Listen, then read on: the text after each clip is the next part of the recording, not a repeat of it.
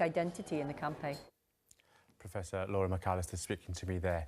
Now, the shenanigans over Brexit are far from over. If anything, bringing out the white paper last week only seemed to raise more questions than answers. Now, the government is facing another difficult week in the Commons. So where does all this leave up? Well, UKIP's Nathan Gill is in our Bangor newsroom, and I'm joined in the studio by the Labour MP Anna McMorrin. Thanks both for coming in this morning. First of all, with you, Nathan Gill, you've now seen, I guess, the proposals from the UK government in this white paper, their plans for Brexit. What did you make of it? Pretty disappointed, really. It was an opportunity for the government to do something bold. And when we voted on the 23rd of June, the British people were asking the government to be bold. What should they have done to be more bold? Well, we would like to see everything that the Prime Minister said in 3 major speeches, where she reiterated Brexit means Brexit. We would like to see that actually be a reality. And this white paper, it's not even a compromise, it's a capitulation. And I'm afraid that all that we have now seen, and it's become evident now in the polling, where the Tories have lost 6 points and UKIP have raised 5 points in the opinion polling, that people, the general public, can see this as well. But what Theresa May says is free movement will end. Parliament gets to decide whether or not they follow EU rules in future. That sounds a lot like taking back control, doesn't it? Sounds like smoke and mirrors to me when you read the white paper. Don't forget, two very senior ministers have resigned over this. They fully understand and comprehend the reality of this white paper. I fully comprehend it, and I think the British public have got it as well. If you have a sword of Damocles hanging over you, and if you in any way, shape or form do not agree to diktats from Brussels, then your trade agreement ends. Are you ever going to say no to Brussels? Of course not. And they know that, Westminster knows that, and the British public have now seen that and they understand it. Anna McMorrin, I guess, I mean, if it's not something that Nathan Gill would like, I'm assuming as a sort of somebody who's quite pro-Remain, you must be in favour of it. Well, Nathan Gill is living in fantasy land, as was the whole of UKIP going into the referendum 2 years ago. We're now seeing, 15 months later, this white paper, which gives absolutely no detail, and it's far from any concrete proposals that are going to rescue us from this disaster that is Brexit. But the point I gave to Nathan Gill, you know, what it says there is there's a rule book that means that really UK laws will follow EU laws quite closely for the time being. So you've got that frictionless trade. And then if there's a departure from that, that's for MPs like you to decide. That sounds OK, doesn't it? Well, there is no detail such as that laid out in that white paper, and it's a negotiation, as Dominic Raab said in the House of Commons on Thursday, in the absolutely chaotic scenes we saw on Thursday, where he was being briefed by the party whip because he didn't know what was in his own white paper. You know, that doesn't seem to me like a Tory government that's got this under control. We need to have that say in Parliament on the deal, and we also need to put that back to the people. So I guess if this is a shambles on behalf of the UK government, what's needed then is an opposition party with a clear and focused answer to the problems facing the country. What would they be from Labour? So Keir Starmer has set out his 6 tests. Also, we are saying full and unfettered access to the single market and being a part of the customs union. We're not seeing that at the moment from the UK government. The UK government have not made clear anything on the customs union, and at the moment they're living in fantasy land. With respect, talking about the Northern Ireland border. You've just said the customs union there. That's not what Jeremy Corbyn is saying. That may well be what Keir Starmer is saying, but Jeremy Corbyn is saying we're not going to be in the customs union, we're leaving it.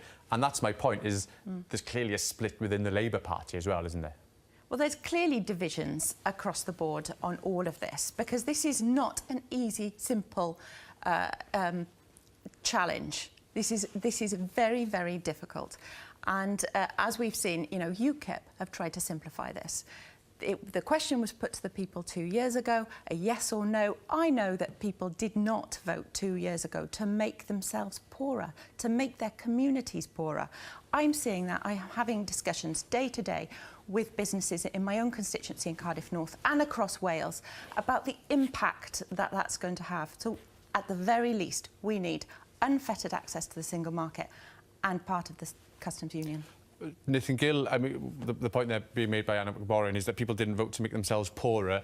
I guess, would you be somebody who thinks that actually no deal, crashing out of the EU, would be better than what is proposed in this white paper from the government? Yes, but I'm not sure where Anna was during the referendum campaign, because we had months and months of scaremongering from the government and from the establishment and from the Labour Party and everybody who could chip in, including the President of the United States of America, Obama, telling us that we would be financially worse off if we voted to leave, and we voted to leave. So to say that people didn't vote to make themselves financially worse off is a nonsense. But now, people voted because they wanted to leave. But now Donald Trump is saying that mandate we actually gave the there may well government. not be a deal. So actually, perhaps Barack Obama may well have been correct. Well, no, because we've just heard President Trump yesterday, 2 days ago, telling us that actually we would be at the front of the queue, or the line, as he said, which is what Americans actually do say. No American says queue, they don't understand that word. So I don't think that's actually true. Let's just be honest about this. We have a Remainer Prime Minister who's doing everything that she can to make sure that we remain. And now their own Brexit Secretary and his entire department, funded and paid for by the taxpayer, had spent 7 months preparing a white paper, and at the exact same time, unbeknown to him, which is why he resigned, one of the main reasons, the Prime Minister and a Remain civil servant produced their own white paper, and they rush-fronted him but and sprung it on him. Isn't the problem for now, for people like you who would like, let's put it like that, a harder Brexit? A full Brexit, a hard Brexit, we're not going to argue over the terms here. But we don't. But it won't get through Parliament. The support isn't there to get it through, and therefore you have to accept that that part of the argument has been lost. No, because then we will automatically go without a deal, because that's what Article 50 basically says. On the 29th of March at 11 p.m, we're going. So if the Westminster can't get their act together and agree in a deal that they can get past Barnier, which, by the way, we haven't even discussed this, but Michel Barnier and the EU haven't even decided what they're going to do with this white paper, then we're going without a deal. If you're not supporting the white paper as proposed by Theresa May, what does happen there? Is it, as Nathan Gill is suggesting there, a no deal, just crash out? Well, no deal or a hard Brexit is going to be the absolute worst case for our communities, for businesses up and down. We're hearing companies like Airbus, like Nissan, but also smaller businesses talking about the absolute disaster that are facing them. But you're not going to support the government on this, so but isn't that where logically it goes then? If you're not supporting this, what do you support? So we need to have that deal and the government's deal to go back to the people for a final, for that vote, for a final say on the deal, a people's vote. But we know already that Jeremy Corbyn has said that's not a flyer, so what's going to happen there? I think we'll get to that point.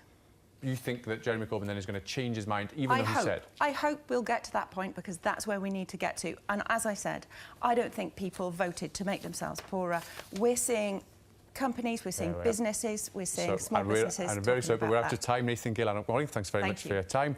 And that's it from us. We're back next week with our last programme before the summer break. So now...